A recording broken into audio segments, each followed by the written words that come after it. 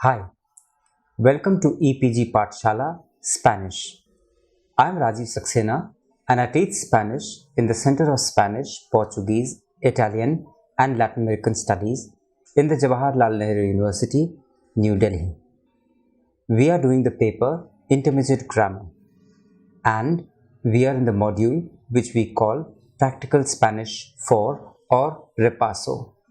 The objective of this module is that in the previous chapters we have dealt with topics such as word formations, adverbs, verb charts from verb chart number 1 to verb chart number 3, and these topics are to be understood properly as it requires the attention of the Spanish language learners. So we need to revise all these topics that we have done previously so as to understand and know them better. You can also use these Repaso modules as a tool for having one-stop shop for all the problems that you may be requiring to clarify in the previous modules. So let us start with the revision. And what I would like to start by saying is that the verbs are the most important part of the Spanish language or any other language as we require them to express ourselves. In this chapter, we will deal with some examples, and in order to understand the use of proper verbs and the conjugations, we will have verbs which we have conjugations and examples which will illustrate how to use them. We will also have some exercises in order to strengthen our grips on the topics covered. We shall be revising some important aspects of all the things that we have done in the previous modules. Let us see, firstly, how nouns can be formed from various verbs in Spanish. Some nouns related to verbs consist of the verb stem o or an a. This means, like example, we have aumentar, to increase, it becomes el aumento, to increase. Ayudar, to help, becomes la ayuda, help or the help. Contar, to count, becomes la cuenta, the bill. So in a restaurant you ask for la cuenta por favor. Charlar, for example, is chat and it becomes la charla or chat, the talk. Dudar is to doubt and it becomes la duda, the doubt. Encontrar is to meet and becomes el encuentro or the meeting, the sports match in Latin America. I repeat, charlar becomes la charla. Dudar, to doubt, becomes la duda. Encontrar, to meet, becomes el encuentro, the meeting or the sports match. In the same way, verbs like espantar, to frighten, become el espanto, the fright, the scare. Esperar, to wait, becomes la espera, waiting. Fracasar, to fail, becomes el fracaso, or failure. So we can also go on to other verbs like this, which are like gastar, to spend, el gasto, expense. Practicar, to practice, becomes la práctica, practice. Regresar, to return, becomes el regreso, the return. And volar, to fly, becomes el vuelo, the flight. In the same manner, we can see that there are many nouns which are formed from the past participle of the verbs. These can also be as the verb stem plus the suffixes ada for AR verbs and ida for ER and IR ending verbs. I repeat that there are many nouns which are formed from the past participle of verbs. These can also be as the verb stem plus the suffixes ada for AR verbs and ida for ER and IR ending verbs. So, for example, we have the verb bajar, to go down or go downstairs. It becomes la bajada, the way down or the decline. We have the verb caer, to fall. This becomes la caída, the fall. Comer, to eat, becomes la comida, or which is the meal or the food. Correr, to run, becomes la corrida de toros, or bullfight. Entrar, to enter, becomes en la entrada, or the entrance. In the same way, Ir, to go, becomes la ida, a trip to somewhere. Llegar, to arrive, becomes la llegada. So I repeat quickly. Bajar becomes la bajada, caer becomes la caída, comer becomes la comida, correr becomes la corrida, entrar becomes la entrada, ir becomes la ida, and llegar becomes la llegada. In the same manner, mirar, to look at, becomes la mirada, which is the look or the glance. Salir, to go up, becomes la salida, exit. And subir, to go up, becomes la subida, or the way up or rise. Volver, to go or come back, becomes la vuelta, the return or the trip back. So, quickly again, mirar, to look at, becomes la mirada, look, glance. Salir, to go out, becomes la salida, exit. Subir, to go up, becomes la subida, or the way up or rise. Volver, to go, becomes la vuelta, which is return or the trip back. Many nouns are formed from AR verbs with the suffix sion. Most of these have English cognates ending in shan. For example, admirar is la admiración, the admiration. Organizar is la organización, organization. And invitar is la invitación, invitation. Separar is la separación, separation. So, I repeat that you can form nouns from AR verbs with the suffix sion.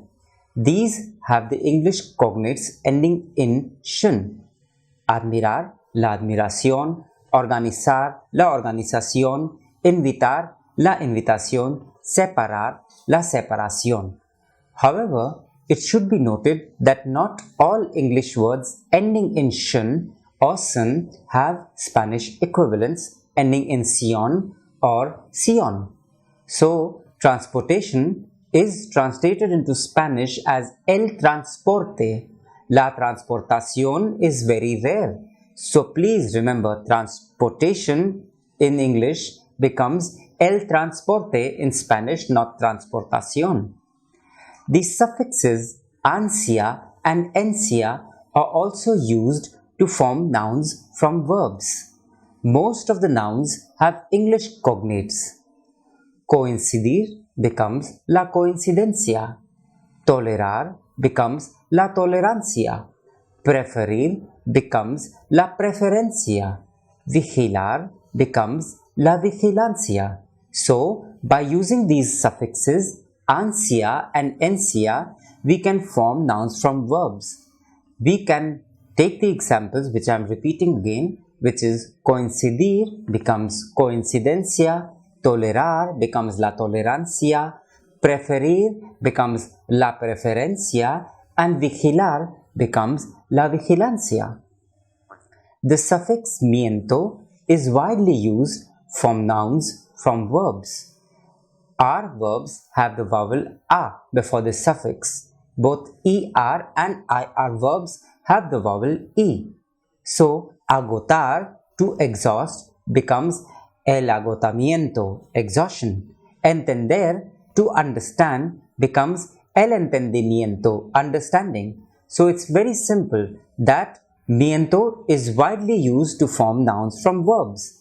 AR verbs have the vowel a before the suffix, and both ER and IR have the vowel E. So, for example, I'll repeat the examples again. Agotar becomes el agotamiento, entender becomes el entendimiento. In the same manner, we should see how nouns are formed from verbs. And now let's see how the vice versa works here. The suffix er is one of the most common ways to convert a noun into a verb. It can convey the impression of repeated movement or action of the noun. So, párpado, eyelid, becomes parpadear, to blink. Párpado, eyelid, becomes parpadear, to blink. And paso, step, becomes pasear, to walk. So let us see how nouns are formed from verbs. Let us see how the reverse works and how verbs form nouns. So ER is the most common way of converting verbs to nouns. Parpado, the eyelid turns into parpadear, to blink. Paso, step becomes pasear, to walk. Some nouns can be transformed into verbs by the prefix n plus infinitive ending in ar. So, la cadena, chain, becomes encadenar, to chain. La máscara, mask, becomes enmascarar, to mask. El veneno, poison, becomes envenenar, to poison. So, by putting the prefix n plus infinitive and putting an ar in the end, you have these things. La cadena becomes encadenar, to chain. La máscara becomes enmascarar, to mask. El veneno, poison, becomes envenenar, to poison.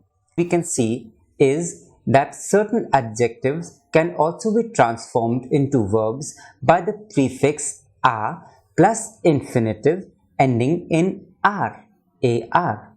So, the adjective fino, fine, becomes affinar, for example, to refine, to tune. Liano, which means flat, becomes alianar, to flatten, to level. Liso, smooth, becomes alisar, to smooth. And manso, tame, becomes amansar, to tame or to domesticate. The suffix eser is added to the stem of some adjectives and nouns to create a new verb. So, oscuro becomes oscurecer, to get dark. Pálido becomes palidecer, to go pale.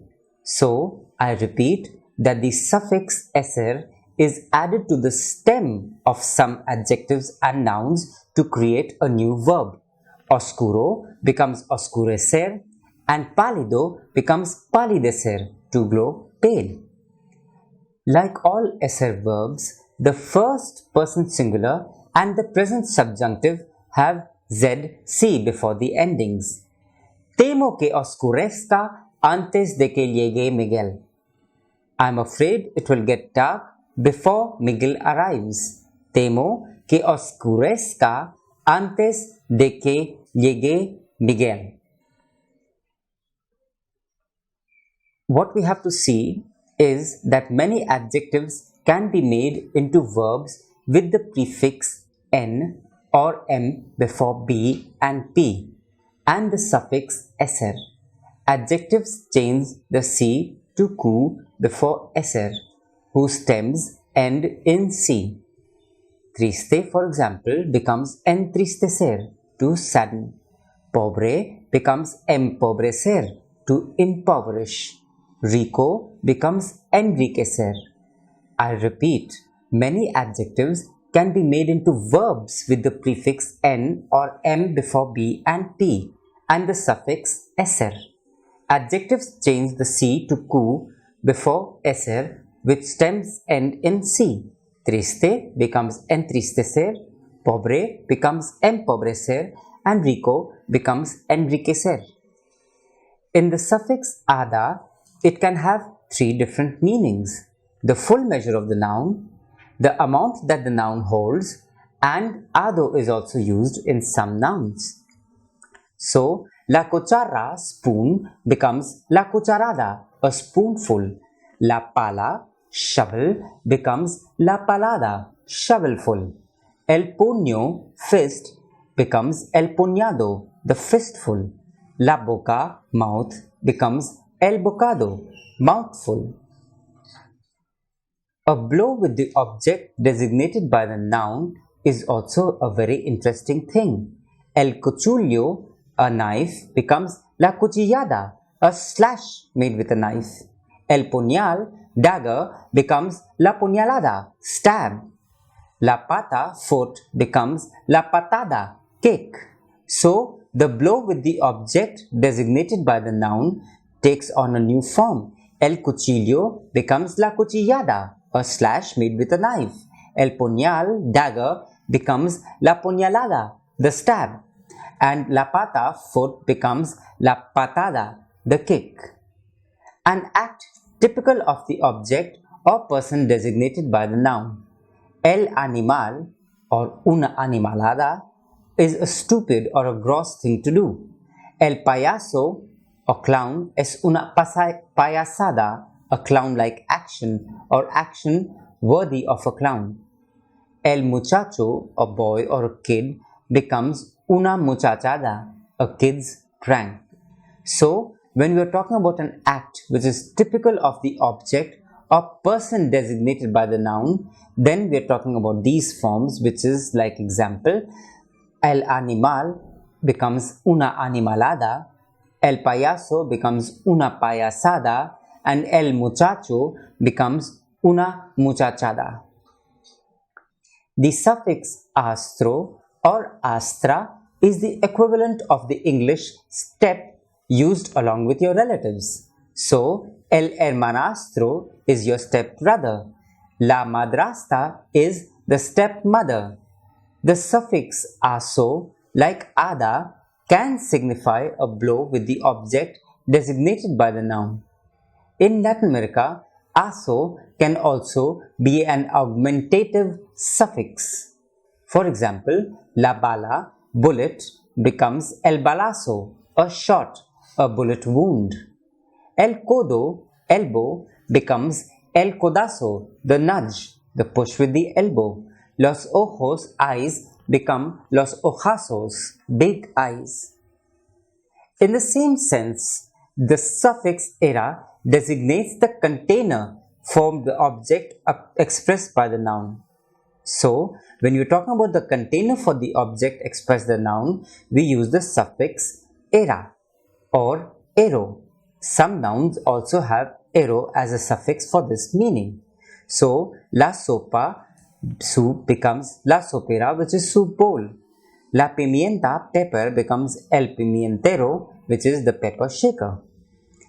In the same sense, the suffix eria, derived from ero, designates the corresponding store or place of business. So, el lugar donde se vende libros se llama la librería. Libros, la librería, bookseller. Reloj, la relojería. Relojería, which means the watchmaker store or the watch store. In Spanish, adjectives can be formed from adjectives by adding the suffix mente to the singular infinitive form of the adjective. Inmediata, immediate. Extremada, extreme. Obvia, obvious. Lenta, slow. So, inmediata becomes inmediatamente, extrema becomes extremadamente, obvia becomes obviamente, and lenta becomes lentamente. So, inmediatamente means immediately, extremadamente means extremely, obviamente means obviously, and lentamente means slowly. Adjectives that have the same form in the feminine as well as in the masculine take the suffix mente without any change. So, when you have the same form in the feminine as well as in the masculine, then the suffix mente comes in without any change. Feliz, happy, becomes felizmente. Final, final, becomes finalmente, finally. By adding mente to an adjective, it is possible to form many adverbs of manner amongst others, but it is not possible with all Spanish adjectives. English has a certain limited amount of adjectives that end in "ly." So, we have to see that these should not be confused with the adverbs, as they cannot be translated by adding mente only to a Spanish adjective. Probable is likely. Simpático or amigable is friendly. Solo, solitario is lonely. And encantador is lovely. So we can see that merely by adding mente, you cannot translate these into Spanish adjectives. likely is probable, friendly is simpático, amigable, lonely is solo or solitario, and lovely is encantador. Such English adjectives can have an adverbial function using the construction in a way. Its counterpart in Spanish can be the constructions de forma plus singular feminine adjective or de modo plus singular masculine adjective. In this way, we have to see that how in many cases it is possible and even common to use the suffix mente. Es probable que vengan. They are likely to come. Probablemente vengan. They will probably come. So probable and probablemente, the meaning changes, but more or less the entire sentence remains the same. It should be noted that we are never confusing the Spanish adjectives solo, alone, and solitario, lonely, with the adverbs solo and solamente, which mean only or just. Solo, solamente, quiero leche. I only just want some milk. Me siento tan solo. I feel so lonely. Me siento tan solo. The adjective solitario usually refers to the fact that there are no other people or things involved. Sometimes it denotes a preference to be alone. Pique es un hombre solitario. Pique is a lonely man. Un lugar tan solitario me da miedo. Such a lovely place gives me frights, or such a lonely place frightens me. Un lugar tan solitario me da miedo. Such a lonely place frightens me. Some Spanish adverbs ending in mente have a narrower meaning than their corresponding adjectives in English. Discutimos el tema acaloradamente. We discussed the subject hotly. El público aplaudió calurosamente. The public applauded warmly. So, these Spanish adverbs ending in mente have a narrower meaning than their corresponding adjectives in English. Acaloradamente is hotly and calurosamente becomes warmly. There are some Spanish adjectives that can be used as adverbs, but when this is the case, they do not end in mente and are in the masculine singular form, not the feminine or plural form. Fuiste allí muy rápido or rápidamente. You went there very fast. So, when you're talking about adjectives that can be used as adverbs, but only when they do not end in mente and are in the masculine singular form, not the feminine or plural. So, we can have another example to illustrate, which is podemos marcar directo or podemos marcar directamente desde aquí. We can dial direct from here. Estamos trabajando muy duro or estamos trabajando muy duramente. We are working very hard. It is very important to remember that adjectives agree in gender and number with the nouns that they modify. Un hombre guapo, a handsome man. Una hombre muy guapa becomes a very beautiful woman. So, guapo is hombre, that is why it is guapo. When you're talking about a mujer, it becomes guapa because you're talking about a feminine object. When adjectives are used as adverbs, only the masculine form is possible. Sheila canta muy bonito. Sheila sings very prettily. Remember that adjectives refer to nouns. Example, the cabins are very pretty. And adverbs refer to the action represented by the verb. Example, his action of singing sounds very nice. So now, let us discuss some common adjectives that are often used as adverbs. Facile is a very good example. The adjective facile, easy, can sometimes act as an adverb, especially in colloquial language, instead of the adverb facilmente. This most often happens when the direct object is singular and in short answers. With plural direct objects, facilmente is preferable. Ehsan lo hace todo muy fácil. Ehsan does everything very easily. Regular. The adjective regular, fair medium, is entirely different in meaning from the adverb. Regularmente, regularly.